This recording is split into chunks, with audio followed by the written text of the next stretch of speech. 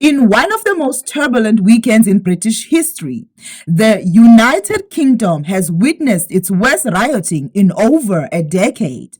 What began as a reaction to a tragic stabbing incident in Southport has quickly escalated into a nationwide crisis, with the far-right groups fueling the unrest. As the violence spread across multiple cities, Prime Minister finds himself facing monumental challenge just a month into his tenure.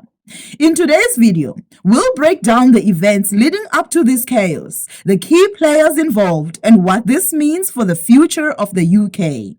The unrest ignited following a horrific stabbing at a Taylor Swift-themed dance party in Southport, where 3 young girls were brutally murdered and several others were injured. The suspect, a 17-year-old British-born youth named Axel, has been charged with multiple counts of murder and attempted murder.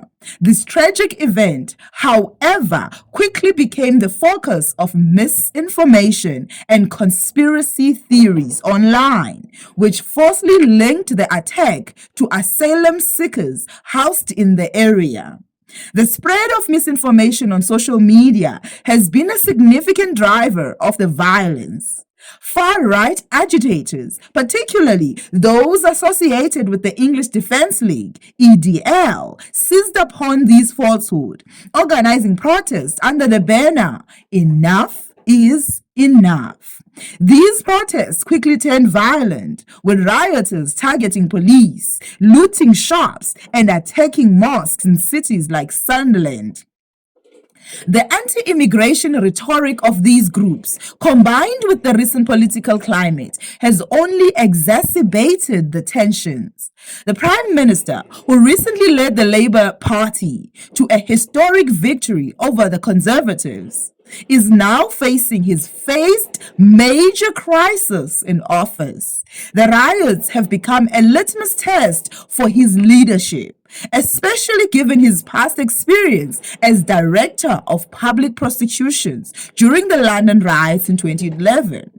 Starmer has responded by promising a robust law enforcement response, including the deployment of new police units and wider use of facial recognition technology. However, the scale and intensity of the unrest are testing the limits of the government's ability to maintain order. The riots have not been confined to Southport. Cities across the UK, including Liverpool, Manchester, Bristol, Blackpool, Hull, and even Belfast in Northern Ireland, have seen significant unrest. In many of these locations, far-right demonstrators clashed with anti-fascist counter-protesters, leading to scenes of violence and chaos.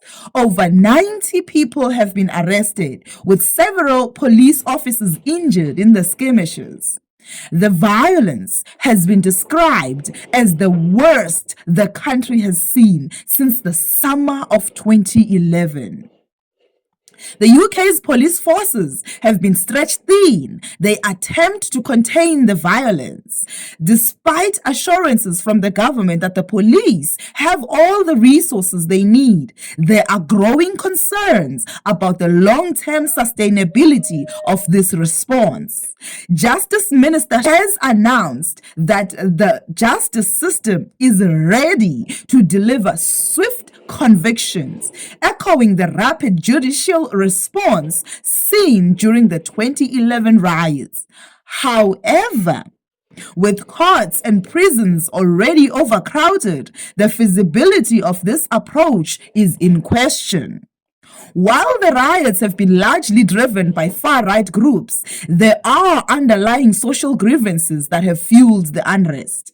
The involvement of the Reform UK Party, which recently captured 14% of the vote in the general election, suggests that a significant portion of the population feels marginalized and disillusioned. The riots have become an outlet for these frustrations, with with protesters expressing anger over immigration, economic inequality, and perceived threats to their cultural identity.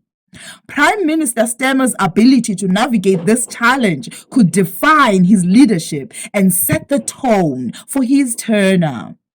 What are your thoughts on the recent riots in the UK? Let us know in the comments below. Don't forget to like, share, and subscribe to our channel for more in-depth coverage of global events. Stay safe, and we'll see you in the next video as we bring you matters that matter.